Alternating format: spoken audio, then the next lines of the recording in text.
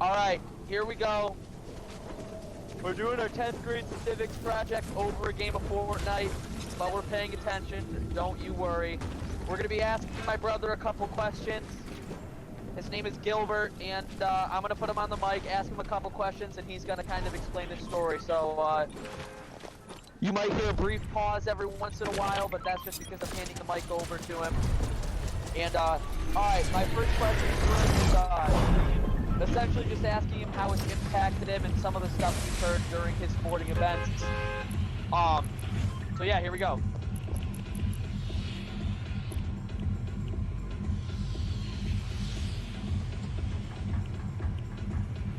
Alright. As you heard my brother say, my name's Gilbert. The homies call me Gibby, but I've played multiple sports throughout high school, such as cross country. I played soccer my freshman and sophomore year. And yeah, you know, my brother asked me to talk about my experiences being on those teams while I was not closeted. You know, people were aware of my sexuality, and yeah, I'm here to talk about it. So, starting my my experience, my freshman year, I wasn't out of the closet just yet. So, my friends and family were under the impression that I guess was quote unquote normal, whatever that means. And yeah, I ran cross country and played soccer, and I would often hear like gay slurs in the locker room and stuff like that. And honestly, these people were my friends, so it didn't really bother me. But as I kind of came to terms with my sexuality, I realized that like those terms are really offensive towards people like me. I mean, I obviously have specific stories if Brendan would like to ask me about them, but that's pretty much my my story. Alright, so my first question to you is basically just asking you, like, what are some of the times, like, what are some of the things you have been called during games, and how did that make you feel? Was it different now, or do you think it's become, do you think it's been persistent in the same thing, and you've been called these same things, or has it gotten better? Just basically explain some of the things you've gotten called. Yeah, so I was never really called anything on the field because people really didn't know who I was. But you know, I heard the F slur, and you know, people would kind of get a little quieter around me, you know, about saying things like that. But you know, you still caught them every once in a while, and a few people even apologized to me, and it's just, you know, it hurts that someone that I'd call my friend would use words like that, and I noticed that often people.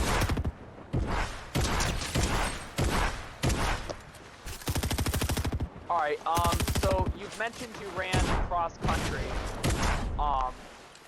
My second question is to you, you told me a story about how once you were in a race, and one of your so-called friends from a different school called you a name, but now obviously you know that this person's not your friend.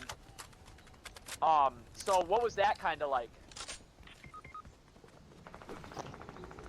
So an experience like that, that specific story was kind of weird for me, because the person who did this, actually I still call my friend to this day. It was just a confusing moment because he was under the impression he was being funny by calling me that as I was running it, and honestly it just messed my head up, and actually ended up making me put a few seconds on my mind, which I was really upset about.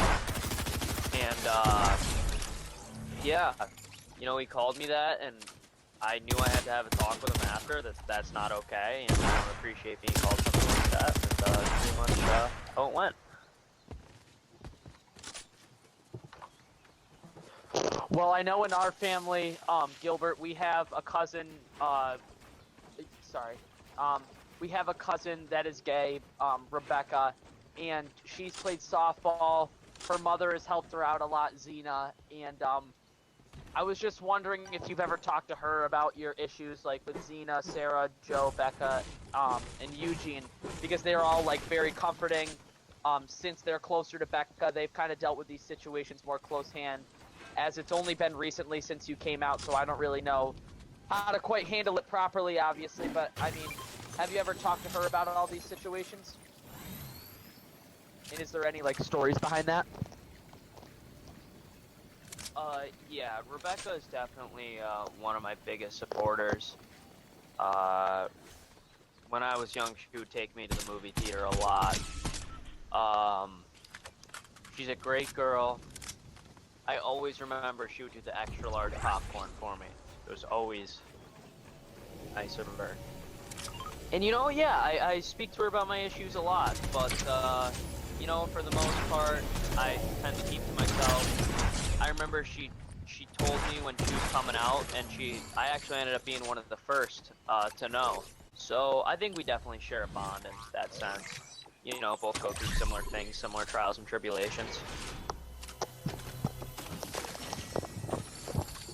So Camden, I'm not going to put you on the spot right now, but I'm just wondering if you have any questions of your own. Yeah, you can get back to me. I'll ask my question later.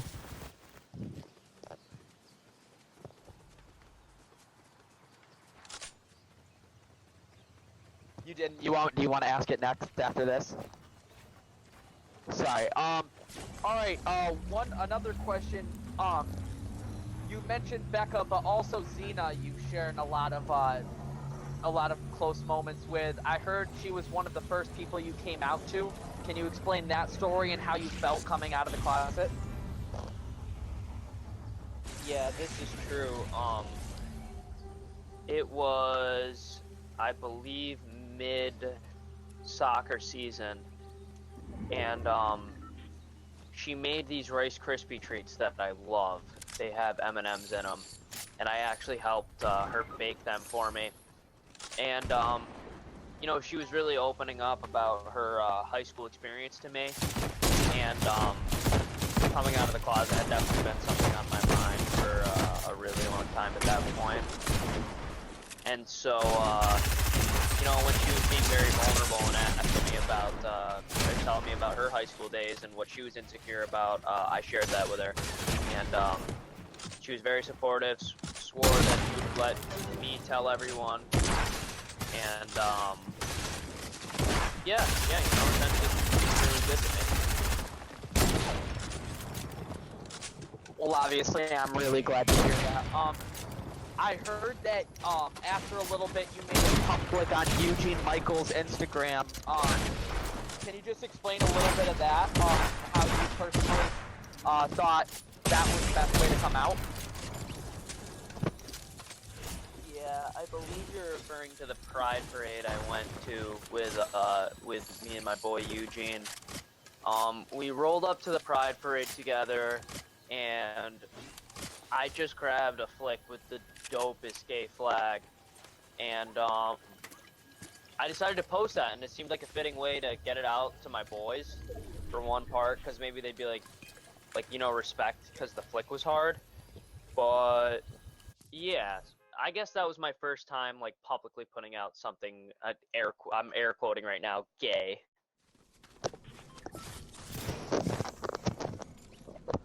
Thank you for that.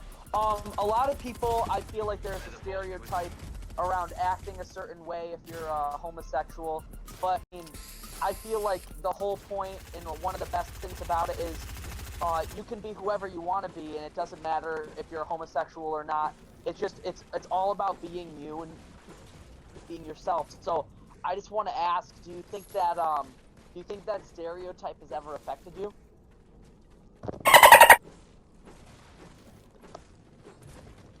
Oh wow, this question actually hits really home. Yeah, when I first came out of the closet, you know, my friends and I love to go fishing, and you know, like we're high school boys, we're 17, 18-year-old boys, you know, we like to go out fishing, get a little rowdy, you know, maybe do some burnouts in my boy Luke's Tundra. And they would stop inviting me to do these things. And I didn't know if it was under the because they knew I was a homosexual. You know, I didn't understand. Like, they wouldn't invite me to do, I guess, our quote-unquote masculine, like, things we would do as a friend group. And, I didn't, like, I don't find fishing attractive. Like, if they went fishing and caught, like, a monster bass, I wouldn't be, like, attracted to that. I would dap them up and say it's a monster bass. An absolute swamp donkey, you know? Like, I'm still one of the boys to the end of the day, and I feel, once I've come out of the closet, people forget that. That's actually a really good way of putting it in. Yeah, Brendan, I'm ready to ask my question now. Of course. Shoot me straight. What's up, Gilbert? I was just wondering, how did your coaches deal with your teammates that were calling you some of the names that you had mentioned earlier, and how did they make you feel more welcome on the team?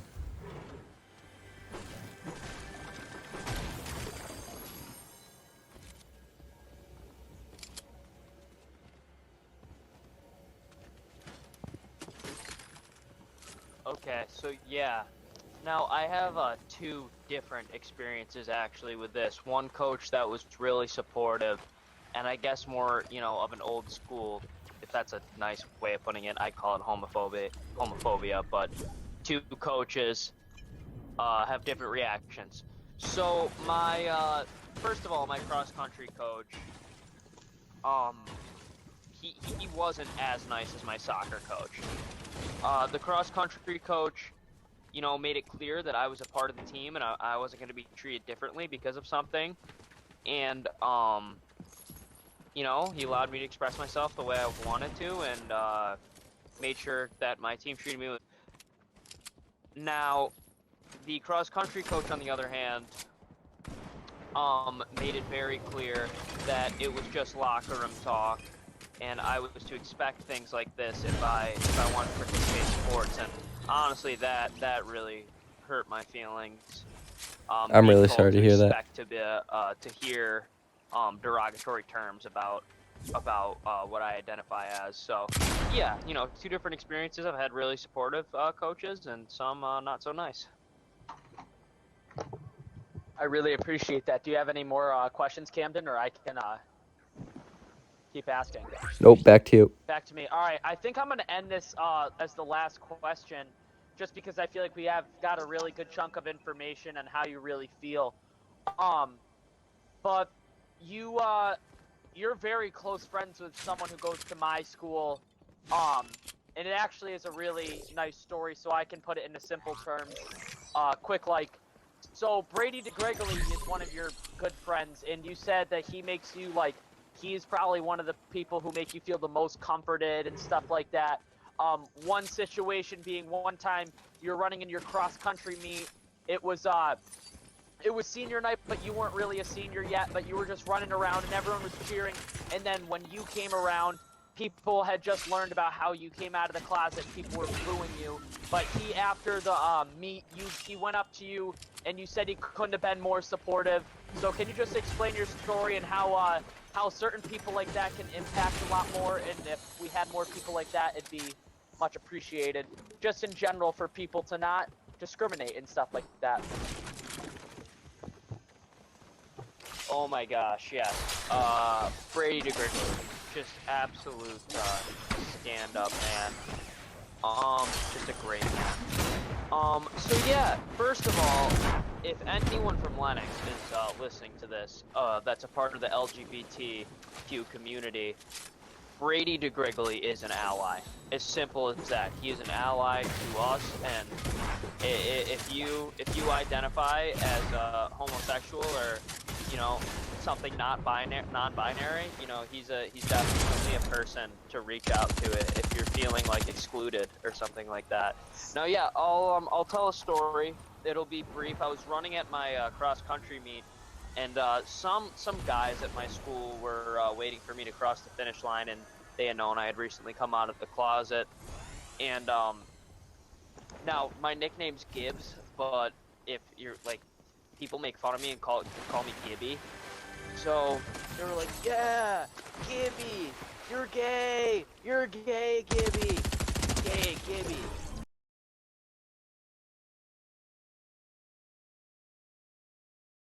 They kept calling me Gay Gibby over and over and over again. And eventually my friend Brady, who was there, you know, pretty much told him to stop. Like stop being so immature.